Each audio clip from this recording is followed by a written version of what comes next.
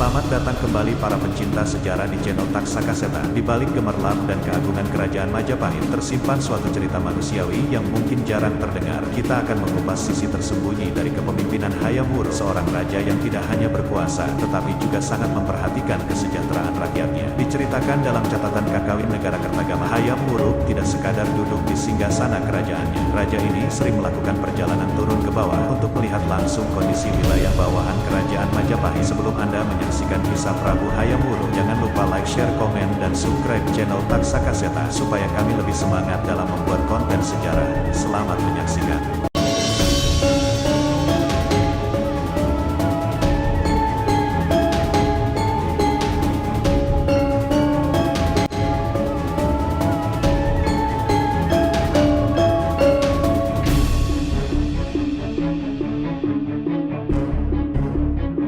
Kerajaan Majapahit, sebuah peradaban bercorak Hindu-Buddha yang digawangi oleh Raden Wijaya Kertarajasa Jayawardhana, menjelma pada abad ke-13. Nama Majapahit sendiri terinspirasi dari buah maja, wilwa, yang ditemukan oleh para pekerja saat membuka hutan tarik. Buah ini, saat dimakan, mengandung rasa pahit, tikta, memberikan identitas unik pada kerajaan ini. Raja yang mendominasi masa kejayaan Majapahit adalah Raja Hayam Wuruk, seorang putra dari Tribuwana Tunggadewi dan Sri Kertawardhana alias Cakradara. Ibunya, sebagai putri Raden Wijaya, menautkan garis keturunan kerajaan ini. Gelar Sri Raja Sanagara melekat pada Hayam Wuruk, yang memerintah selama 39 tahun, mulai dari tahun 1350 hingga 1389 sejak naik tahta pada usia 16 tahun, menggantikan Tribuwana Tunggadewi. Hayam Wuruk menjalani masa kepemimpinan bersama Mahapatihnya, Gajah Mada, dengan penuh gemilang. Beliau juga menikahi Sri Sudewi, putri Wijaya Rajasa, Brewengker, dengan gelar Paduka Sori, dan memiliki putri bernama Kusumawardhani, yang menikah dengan Raja kelima Majapahit, Wikramawardhana. Pada masa pemerintahan Hayam Wuruk, kekuasaan Majapahit mencapai puncaknya, meluas dari Jawa, Sumatera, Semenanjung Malaya, Kalimantan, hingga Indonesia Timur.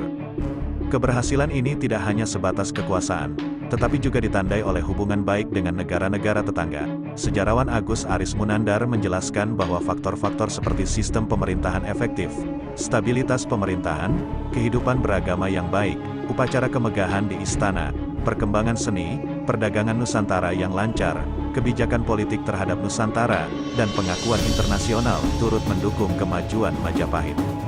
Salah satu peninggalan bersejarah dari masa pemerintahan Hayam Wuruk adalah Prasasti Canggu, yang berasal dari tahun 1358 Masehi. Prasasti ini mencatat nama-nama desa penyeberangan yang juga berfungsi sebagai pelabuhan sungai, seperti Canggu, Nusa, Temon, Mabuwur, Godong, Rumasan, Randugowo, Wahas, Nagara, dan Sarba.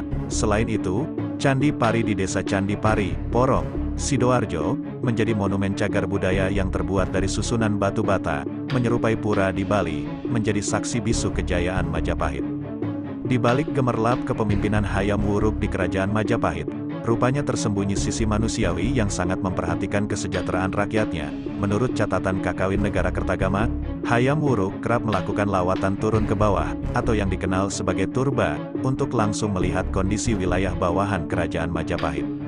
Tak tanggung-tanggung, Hayam Wuruk melakukan perjalanan ke berbagai daerah seperti Pajang, Lasem, Pantai Selatan Ladoya, Lamajang, Lumajang, Sempur, Blitar, hingga wilayah Simping yang diresmikannya pada tahun 1362 sampai tahun 1363. Keunikan Hayam Wuruk terletak pada keberaniannya menjelajahi tanah kekuasaannya, suatu hal yang jarang dilakukan oleh raja pada masanya.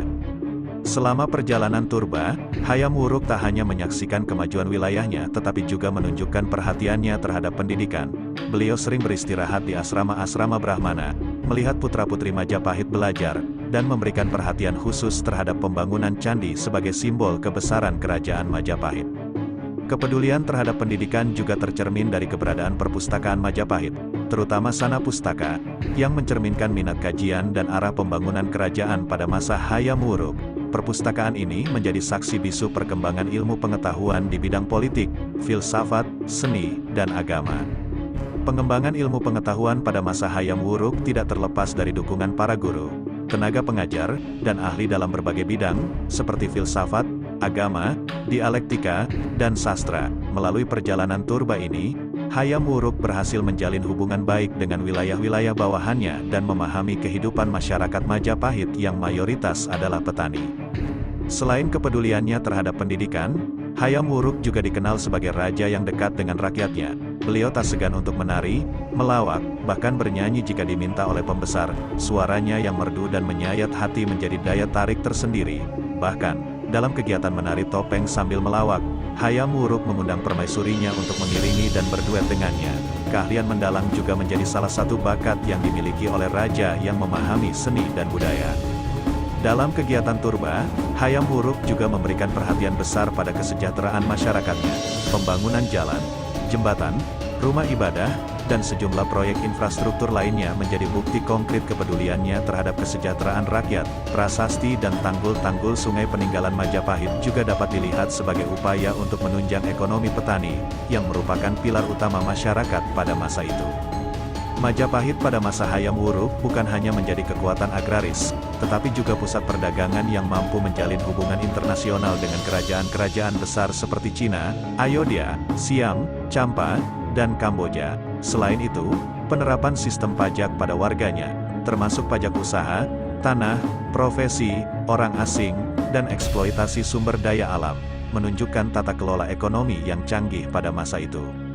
Mata uang yang digunakan pada masa Hayam Wuruk, seperti uang gobok dengan motif lokal, memberikan gambaran tentang kemajuan ekonomi dan perdagangan yang berkualitas.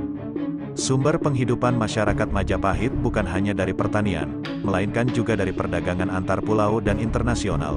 Berbagai penyeberangan dan kota pelabuhan, seperti Canggu, Trung, dan Surabaya, menjadi bukti kegiatan perdagangan Majapahit yang melibatkan komoditas seperti garam, beras, lada, intan, cengkeh, pala, kayu cendana, dan gading. Dengan segala keunikannya, Hayam Wuruk menjadi pemimpin yang tidak hanya berfokus pada keberhasilan politik dan militer, tetapi juga memahami dan peduli terhadap kehidupan sehari-hari rakyatnya. Keberanian, kecerdasan, dan kepedulian Hayam Wuruk membentuk era kemasan Majapahit yang tetap dikenang dalam sejarah Nusantara. Kisah menarik seputar hubungan Raja Majapahit, Hayam Wuruk, dengan Mahapati Gajah Mada terungkap usai tragedi Perang Bubat. Perang tersebut menyebabkan kematian Dyah Pitaloka Citra Resmi, putri Raja Sunda, yang juga calon istri Hayam Wuruk. Tak hanya itu, orang tua Pitaloka dan beberapa pejabat penting juga tewas dalam pertempuran tersebut. Perang Bubat dipicu oleh ambisi Gajah Mada untuk membuat Sunda tunduk sebagai negara taklukan, dengan mengatur pernikahan politis antara Hayam Wuruk dan putri Raja Sunda. Namun, tragedi ini berakibat pada penyalahgunaan Gajah Mada sebagai kambing hitam atas kegagalan pernikahan tersebut. Setelah peristiwa dramatis tersebut, Hayam Wuruk tak lantas menyerah. Konon, Raja Majapahit ini tetap melanjutkan tradisi blusuk ke wilayah kekuasaannya. Setelah Perang Bubat, blusukan Hayam Wuruk diarahkan menuju timur ibu kota Majapahit. Tujuannya bukan hanya untuk menyerap aspirasi masyarakat, tetapi juga untuk memastikan keamanan wilayahnya, khususnya Lamajang yang sering dilanda peperangan dan ketidakstabilan politik. Gajah Mada, setelah diistirahatkan pasca Perang Bubat, turut mendampingi Hayam Wuruk dalam kunjungan ke Lamajang. Mansur Hidayat dalam bukunya, Arya Wiraraja dan Lamajang Tigang Juru, menjelaskan bahwa kunjungan ini terjadi pada 1359 Masehi ke bekas wilayah kerajaan Lamajang Tigang Juru. Selain Hayam Wuruk dan Gajah Mada, rombongan ini juga melibatkan para menteri, tanda, pendeta, pujangga, abdi istana, dan ribuan pasukan pengawal. Kunjungan ini menjadi sangat penting karena Lamajang kerap mengalami pergolakan. Rombongan kerajaan Majapahit menelusuri wilayah timur ibu kota mereka selama 3 bulan. Perjalanan mereka tak hanya mengunjungi tempat-tempat strategis, tetapi juga belusukan ke rakyatnya. Dampar, yang terletak di pinggir pantai, menjadi tempat beristirahat rombongan. Di sini, mereka menikmati pemandangan indah pantai dan bersantai. Perjalanan dilanjutkan ke Patunjungan, Kasogatan Bajraka, hingga daerah Talat Wajah yang merupakan wilayah pengungsi akibat seringnya peperangan antara Majapahit dan Lamajang selama 43 tahun. Kisah belusukan Hayam Wuruk dan Gajah Mada ini menjadi potret unik dari seorang raja yang tidak hanya terlibat dalam diplomasi politik tetapi juga meresapi langsung kehidupan dan kebutuhan rakyatnya. Sebuah catatan berharga dalam sejarah Majapahit yang menampilkan kebijaksanaan dan kepedulian seorang pemimpin.